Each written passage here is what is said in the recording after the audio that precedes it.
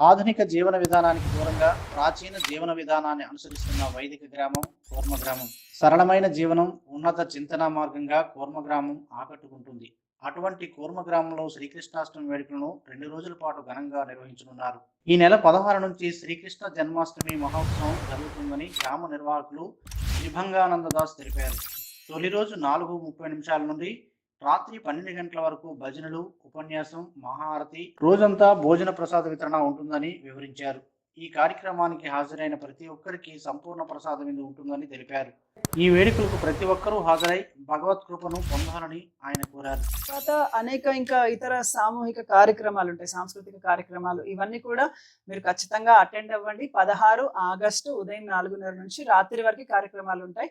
Next day అంటే తదుపరి రోజు నందోత్సవం అంటారు. 17 నాడు మధ్యాహ్నం 2 గంటల వరకు కార్యక్రమాలు ఉంటాయి. ఉదయం నుంచి నెక్స్ట్ డే మధ్యాహ్నం వరకు కూడా వచ్చిన భక్తులందరికీ కూడా సుమారు 10,000 మంది ఎవ్రీ ఇయర్ కనీసం 9,000 మందికి పైగా భక్తులు వస్తున్నారు. అందరికీ కూడా పూర్తి భోజనం ఉంటుంది. మీరు దేని గురించి ఆలోచించకండి, అన్ని కార్యక్రమాలు ఖచ్చితంగా అటెండ్ అవ్వండి.